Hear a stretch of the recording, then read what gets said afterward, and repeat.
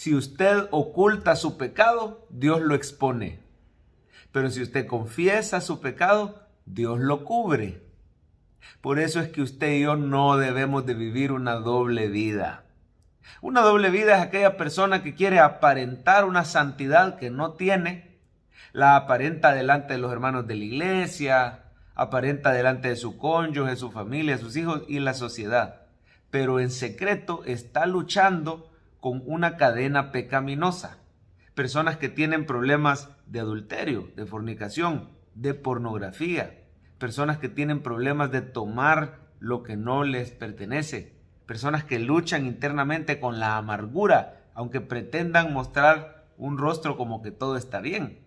Personas que estamos luchando hoy en día contra la avaricia, contra la envidia, contra el orgullo, contra la crítica, pecados del corazón, pecados de la mente, muchas veces de acción o de omisión, pero estamos atados al pecado en lo secreto, pretendemos llevar una doble vida y que los demás piensen que estamos bien. Cuando estamos viviendo una doble vida, aparentando delante del Señor, el Señor se encarga de sacar todo a la luz. Dice la Biblia que no hay nada oculto que no haya de ser manifiesto.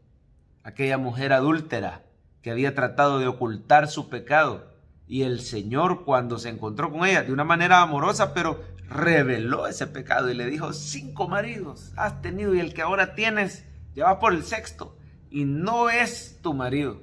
Señor, me parece que eres profeta, porque reveló algo oculto, aunque lo hizo con amor. ¿Por qué el Señor saca a la luz nuestro pecado? Bueno, muchas veces es la única manera de llevarnos a un verdadero arrepentimiento, cuando Él expone nuestra verdadera condición pecaminosa. Eso tal vez nos trae vergüenza o incomodidad ante las personas que se enteran, pero realmente es la única manera que el Señor nos lleve a arrepentirnos. En realidad el Señor no quiere que te pierdas, no quiere que quedes hundido o atrapado en el pecado. Por eso es que si hoy estás viviendo una vida de pecado oculto, debes de correr al trono de la gracia y entender que en Jesús hay perdón y hay salvación. Él dice: acercaos confiadamente al trono de la gracia para alcanzar no solo misericordia, sino gracia para el oportuno socorro. ¿Qué quiere decir esto? Que te va a perdonar y también te va a dar el poder para que rompas esas cadenas de pecado. Veamos el rey David, viviendo una doble vida, aparentando ser un rey piadoso, victorioso, fuerte. Se confió en sus múltiples victorias, había unificado el reino, lo había hecho victorioso. Israel prevalecía delante de todos sus vecinos y sus enemigos. Pero en eso se descuidó y el pecado minó su corazón. Y él había ocultado ese pecado, en el cual había sido autor intelectual del asesinato de Urías Eteo, esposo de Betsabé. Y él tenía ese amorío oculto, ilícito, con Betsabé, y ella había quedado embarazada. Él trató de ocultar esto y al no poder ocultarlo, procedieron a matar a Urías Eteo. Un pecado terrible que fue confrontado, fue sacado a la luz a través del profeta Natán. El Señor lo reprendió y llegó donde David y expuso esta situación dolorosa y vergonzosa. Hubo duras consecuencias, pero al final hubo arrepentimiento, hubo perdón y hubo restauración. Y el Señor bendijo a David nuevamente. Usted y yo tenemos que entender que cuando estamos viviendo una doble vida, no nos puede ir bien. El que encubre sus pecados no prosperará, mas el que los confiesa y se aparta alcanzará misericordia. La palabra dice: si decimos que no tenemos pecado, le hacemos a él mentiroso y la verdad no está en nosotros. Nos engañamos a nosotros mismos. Si confesamos nuestros pecados, Él es fiel y justo para perdonar nuestros pecados y limpiarnos de toda maldad. En Números 5 se ve un juicio horrible que se hacía con las personas infieles. Específicamente cuando una esposa había sido infiel, se hacía todo un ritual que tenía que ver con unas aguas amargas para exponer si es que había o no pecado en esta esposa. Muchas veces el esposo tenía ese espíritu de celos porque sospechaba de infidelidad de su esposa y había que llevar todo un ritual hecho por el sacerdote, tenía que ver con aguas amargas, con polvo del piso del tabernáculo, algo que quizás ahora en tiempos modernos nos parece raro, ¿verdad? Un capítulo realmente raro de la palabra de Dios. Números capítulo 5. Sin embargo, podemos aprender algunas cosas importantes, y es que el pecado oculto, tarde o temprano, el Señor lo saca a la luz, lo expone, y lo hace porque quiere la salvación del impío. El Señor quiere que nos volvamos de nuestros malos caminos. Él nos quiere restaurar, Él nos quiere perdonar. Pero curiosamente algo sucede cuando nosotros mismos admitimos nuestro pecado. Y esa es la parte más difícil, la humildad. El vencer la negación, el poder decir, es cierto, yo estoy luchando con esto.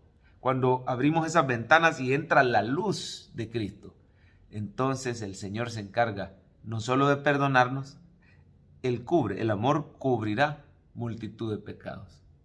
Él se encarga de que no pasemos vergüenza.